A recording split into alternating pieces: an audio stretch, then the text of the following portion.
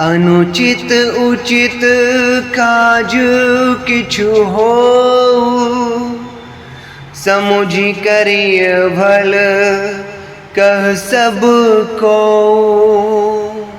सहसा करी पाछे पछिताहि, कहीं वेद बुध ते बुध नाही।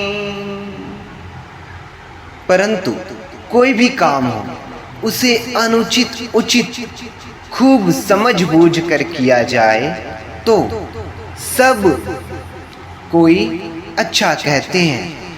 वेद और विद्वान कहते हैं कि जो बिना विचार जल्दी में किसी काम को करके पीछे पछताते हैं वे बुद्धिमान नहीं हैं। ये आकाशवाणी के द्वारा लक्ष्मण जी को शिक्षा दिया गया। जय श्री राम।